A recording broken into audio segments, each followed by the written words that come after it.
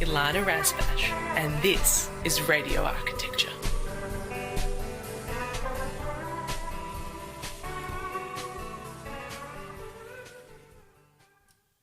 Good evening from beautiful Bunurong country. We are broadcasting to you live on Radio Karam, and this is the 40th broadcast of Radio Architecture with Ilana Razbash.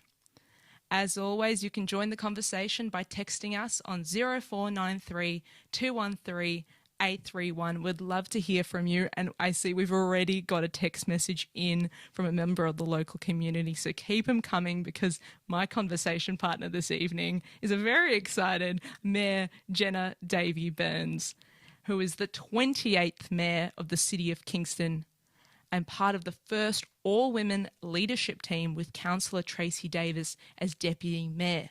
Jenna is the 5th woman to serve in this role. As a foster carer and volunteer, Jenna knows firsthand the importance of community groups and local organisations. She sits on council's committees for access and equity and arts and culture, and is a fervent advocate for climate action, sustainability and vocal support of small businesses. Mayor Davey-Burns is a champion of gender equity and is committed to making Kingston facilities accessible for women, girls and people with disability.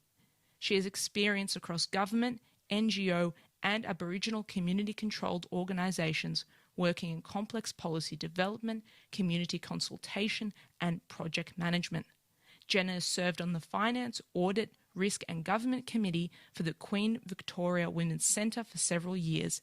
She is also appointed to the Victorian Government's Gender Equity in Labor Government Committee 2021 to 2023 and is currently a member of the Victorian Government Mayoral Advisory Panel. Jenna has a BA in Political Science and Criminology and a Master of International Politics, Ethics, Cultural Minority, Gender and Group Studies, both from the Universities of Melbourne.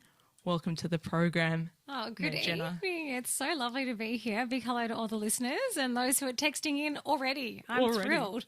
And those joining us live also on YouTube tonight. We're YouTubing as well. We're everywhere here at Radio Karam. So cool. It's all happening. I wanted to be a YouTuber.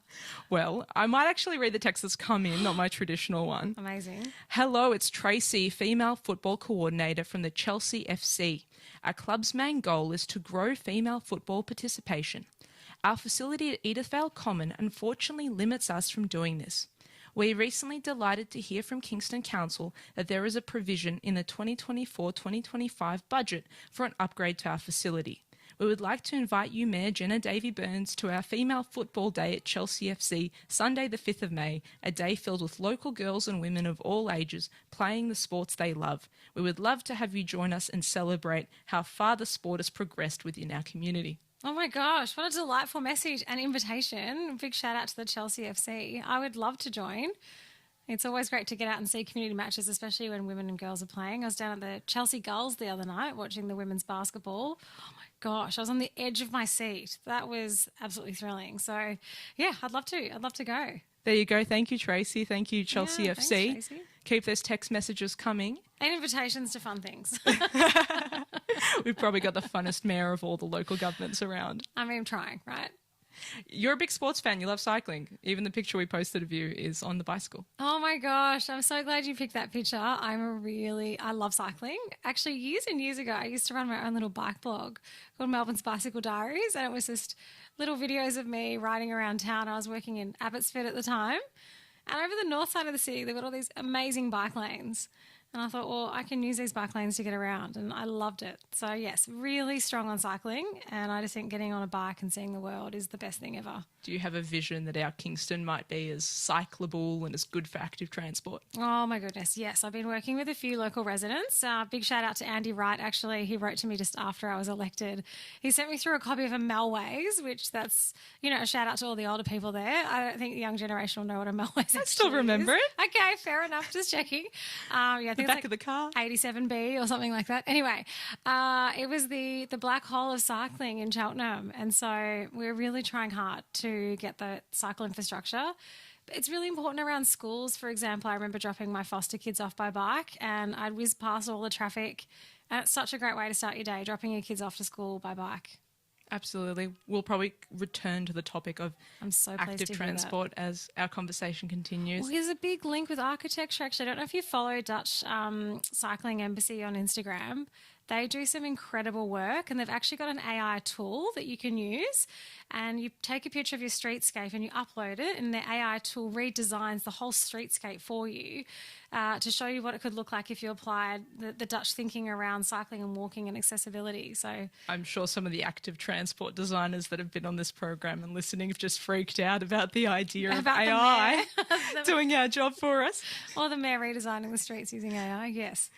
Well, if we can get more bikes in, then that would be absolutely fantastic. We have Yeah. discussed this on this program, and in a way, the urban realm, the public realm, bike infrastructure, this is all architecture. It's still architecture. We definitely like to think about it as very expansive, that everything is architecture.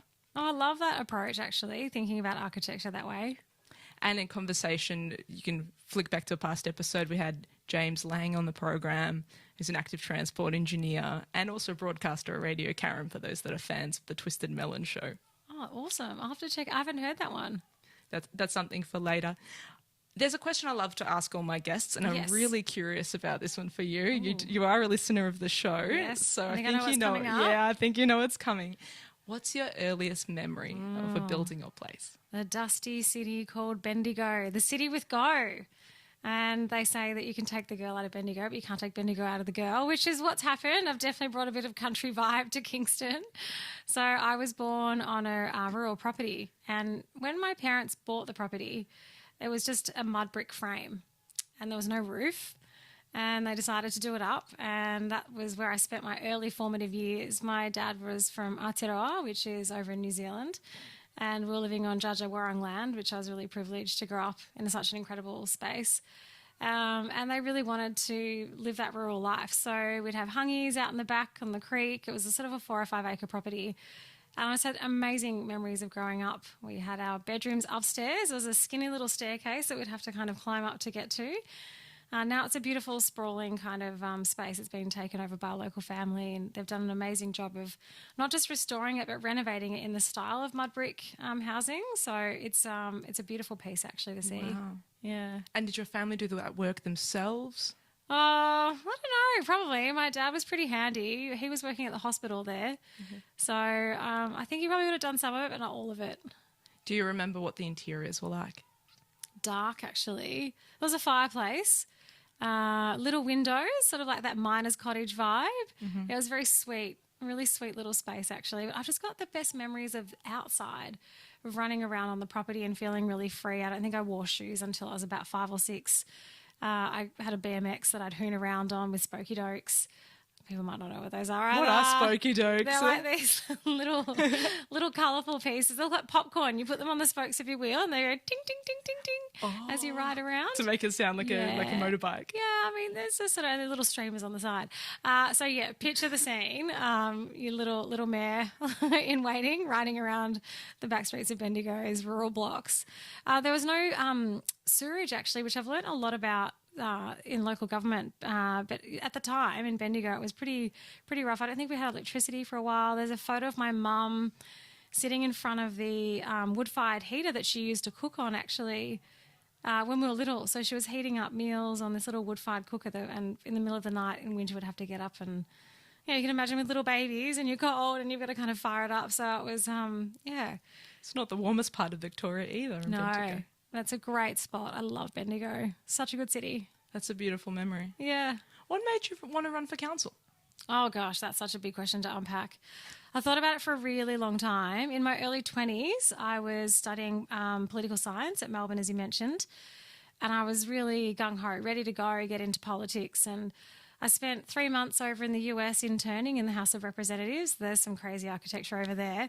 Under the Capitol Hill building, there's a little train that you can use to get between the Senate and the House and get around all the buildings. It's all underground. I love the stories of all the secret tunnels in Melbourne. Oh my gosh. Well, yeah, this is incredible. So little secret tunnels. Anyway, look, after all of that, I sort of thought this is a bit combative. I just really want to do community work, community engagement. So shifted gears a little bit and did a lot of community work.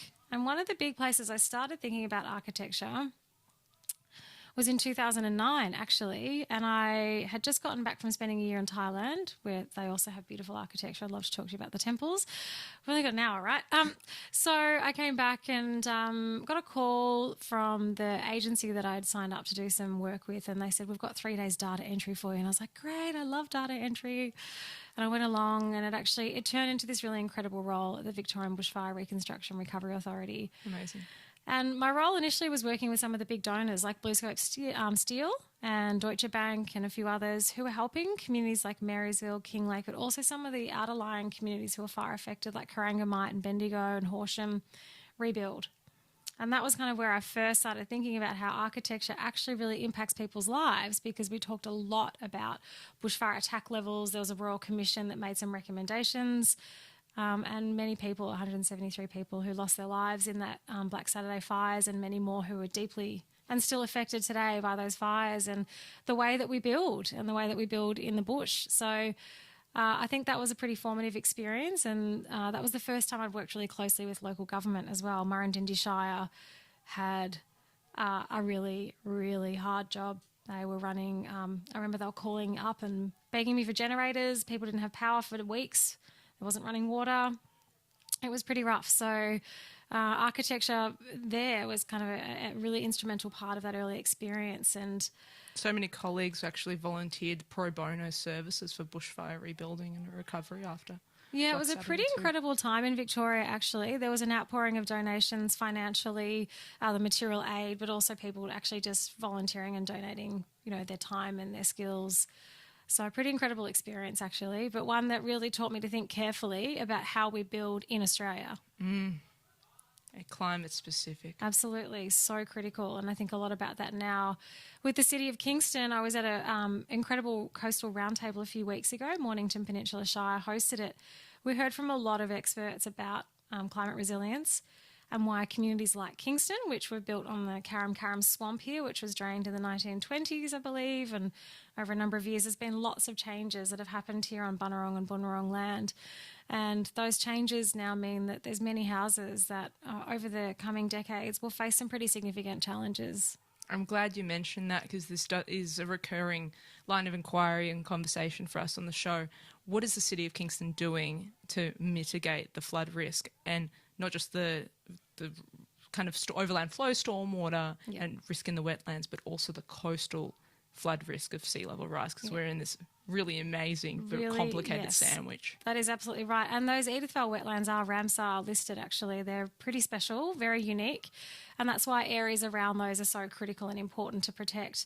We're doing a lot and across a range of measures. So obviously the drainage is really important. We've got a really big program of drainage rolling out. We've been thinking a lot about the ways in which that drainage is important for protecting houses during those adverse flooding events that happen when you have severe weather. And people in Cheltenham, which is the area that I represent, often ask, why are we in a flood overlay area? There's parts of Kingston that we just don't know about because we've built over and continue to build over them for since colonisation, and we don't know about what's actually underneath. There's apparently lots of rivers and creeks running underneath parts of Kingston, which is sacred from a perception of and perspective of caring for country. Yes, absolutely. I mean, those traditional ways of understanding and working with country are ones that we've been really at Kingston working hard to try and draw in, and we work closely with the Bunurong Land Council. I'm pretty proud of that partnership. But you're right, we do have that impact of both the coastal lying areas of Kingston with 11 kilometres of coastline, but then also the Karam swamp and those areas of Kingston that you wouldn't imagine are flooding areas but are. One of the things that I spoke about with Minister Horn, who's the Minister for Local Government, when we had our first local government mayoral advisory panel, was exactly about that risk and the need for the state government to help all of the local governments look at planning policy, because this is the way that we can address some of these problems. And our planning minister is right here in the City of Kingston. Oh, yes, I know, so. Sonia. Yeah, we did actually say that she might come along to the next mayoral advisory panel, and I also might have mentioned, like a real policy nerd, that I think planning policy is quite thrilling, and the minister looked a bit bemused. But anyway, the things you learn in local government that you love, I never thought I would love advanced waste management. And I've come into Kingston and I'm suddenly like a total nerd. Just quickly, I'm just going to, just tell you about advanced waste management because I love it. But over in Vienna, they've got this advanced waste management facility right in the centre of town. All the municipal waste goes there. The combustion force is used to transform it into energy, which then powers the local hospital. So, yes, I turn into a total policy nerd when it comes to some of the parts of council that I never thought I'd be so into, but really into advanced waste management. So the City of Kingston is really looking towards a state government to help address some of these significant risk issues. Yeah, absolutely. I think that's one of the ways. I'm on the Association of Bayside Municipalities, which represents there's representatives from a range of the Bayside facing, so Port Phillip Bay facing councils all the way across to Hobson's Bay and that side as well. And what we really think is that we need a whole statewide approach that obviously is nuanced, because there's areas like Gippsland, for example, who face that open coast issue as well. I went down to Inverloch a few months ago. Jonathan Gutman, who you had on the show recently, helped organise a tour where we learnt from Michael Whelan, who was the mayor at the time, about the impact of the degradation of the foreshore, and we looked at the Life Saving Club and just how close it was to the encroaching water, and learned about tidal flows and things that happen over hundreds of years. There's changes and patterns that I guess we haven't really had a chance to really understand that the Bunurong people know about. I mean, one of the great stories about Port Phillip Bay that Bunurong communities talked about for a long time was that it was, a great flooding. And then we've had it proved by science that it was a flood that caused Port Phillip Bay to be filled with water. So there's a lot about our coastline we don't yet understand, but I think going back to your original point around connecting with traditional custodians, that is a way around fire management and land management when we think about communities that are fire affected and coastal communities that we can learn and do better and use ancient technologies and knowledge to manage the sites that we have here in Kingston. Absolutely, especially with the green wedges that Kingston has. You have that opportunity to connect. I just want to push that flooding question a little bit further, Sure. because my neighbours here in immediately in the Karam and in Edithvale where I live are really seeing insurance premiums escalate. And again, this comes up on the program quite a bit because folks are really, really concerned about that question. So the actuaries and the insurance industry is starting to reflect that flood risk. And with the flood mapping analysis, it was viewed all across Australia. If we look at it as a national issue, it's about $4 billion of private property at risk. There really is significant risk, and it is something that we're really aware of. As some councils in other municipalities have been testing ideas around whether or not planning permits should be issued in areas that we know are going to be underwater in the next decade or are going to be significantly flood affected. Again, that's a question for us to think about for planning policy. We're doing a lot around water across Kingston broadly and thinking about ways in which we can actually better manage where we have severe weather events. Thinking about, for example, I don't know if you've been to the back of Mordialloc where we've got drainage running along through the back of Jackrat Reserve along to the creek there. It's completely filled with concrete. Yep. And one of the things that we're talking about are ways that we can re-nourish that space and remove the concrete and return it to more natural ways of actually managing water. That'd be incredible. Right, and then it'd be amazing for users as well, because instead of having this fenced off it's a really ugly little space, it would be open for people to walk in. We've been talking with Melbourne Water actually about a few of their sites across Kingston about opening those up. But there's a range of measures. There's lots of different things that we need to do as a council to address these issues. With our aquatic facility, for example, that we're looking at building at the moment, we've had to look at heights of the building to make sure that if there is any sort of overflow of the creek there, that we're able to manage that. There's, really different components to all of the projects that we do in Kingston, but it's something that's front of mind, not just in planning, but also across all of our other teams that are out there working on different projects in the municipality. That's comforting to hear. It is, yeah. They're doing a great job. Shout out to Alan West, who is one of our incredible staff members. Oh, my goodness. He's over in Germany at the moment, but he has led some really incredible projects around water management, water treatment. There's the GR Bricker Reserve that we're going to be opening formally soon, and he's been doing some incredible work around underground storage of water and water treatment. So we're seeing some really innovative approaches coming through Kingston. I'm pretty proud of what we're doing there. We're a really forward-thinking area or council. That Kingston and our neighbours Bayside are really forward-thinking councils, but there's also an amazing example of Moonee Ponds Creek project that is looking at a similar revitalisation as well at the moment. Yeah, shout out to Mayor Pierce Tyson over there at Moonee Valley, all of the local government friends. Yes, they are doing some great work. There's so many communities across just metropolitan Melbourne that have creeks running through them that are really important to make sure there's that treatment. I went down to an event a few weeks ago called Paddle for Patterson, and that was down at the National Water Sports Centre, and that was the launch of a new 5-year strategy to look at how we can manage litter. So that's another element that I'm really passionate about, is the health of our waterways. So what we get downstream here in Kingston is a lot of litter that's come from upstream. And so we've worked with Dandenong and Cardinia councils, along with the EPA, Parks Vic. Who else was there? Melbourne Water, maybe. Melbourne Water were definitely there. They were running this super cool, they had this little miniature village, and I had 3 kids with me that weekend. I had these little droppers of coloured water, and they were dropping it onto the street, and then the dyed water would sort of show you where rubbish would go through the waterways. It was a really cool way of teaching kids about, if you drop something on the street, where it ends up. But the waterways health is something I'm really passionate about too. I think when I look at those waterways and seeing how much plastic got pulled out, everyone was out on kayaks that day. Just in the 2 hours that I was there, it was quite heartbreaking. It's huge. And the health of waterways actually is a hot topic again, as it regularly is, because I saw in the press just the other week about the idea of the swimmable Yarra River is yet again back in topics for discussion. I mean, the Mordialloc Creek isn't too appealing at the moment, but is that maybe a future hope? There is a really great group actually working on the Mordialloc Creek, and I met with them recently. They had one of our ministers down, Minister Steve Demopoulos, to talk about the need for dredging of the creek, which is really important. I think we're really lucky in Kingston. We've got so many people who are really proactive in either coming to council and advisory committees or running local community groups that help manage a lot of these sites along with us. We've got lots of friends groups as well who do a lot of the cleaning up of sites that aren't water related, but, you know, nature parks and things like that, areas where we've got conservation happening. Hugely motivated community. And then friends of the Edith Vale Seaford Wetland get a shout out quite regularly on this program. Oh, that's so nice. I love that. What's your favourite place in Kingston? Oh my gosh, favourite place or favourite building? Both. Oh my gosh. You dubbed yourself in for that one. I totally did. Favourite place?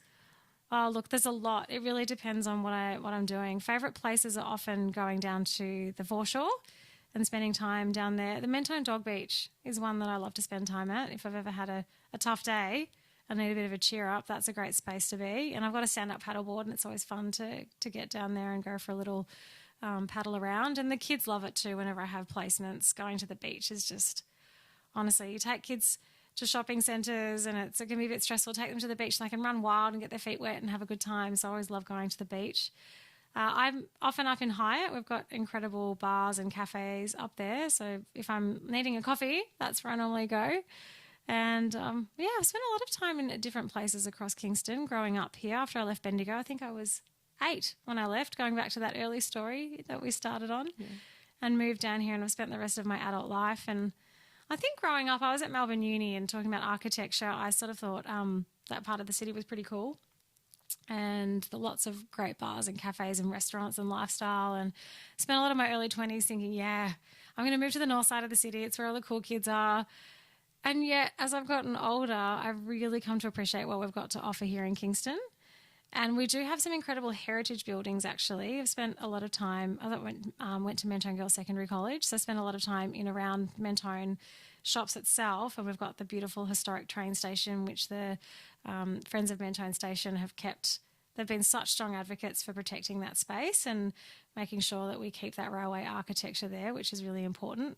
But also all the beautiful buildings that are along that heritage trail that we have through Mentone, which I really love. And a friend of mine went to Kilbreda, so I was often down meeting her at the front for a coffee. And I think that's a really significant part of Kingston. Have they been tenanted yet? Those heritage listed ones. So we're waiting. We are waiting, but we're really hoping that in the middle of the year we'll be able to launch the Friends of space. The other space has been a bit tricky with finding a commercial tenant, so we're fingers crossed, definitely getting closer to that.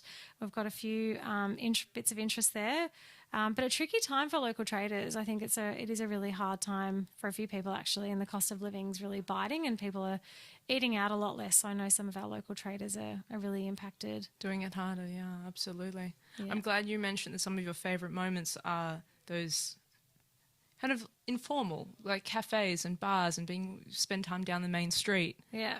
And Main Street that's close to my heart and very much the local community around here that is a council project that everyone's eager to start is the Edithvale shopping strip revitalisation. Oh, yes. I know. I met Say with the something Edithvale about that. Collective about a month ago now, actually.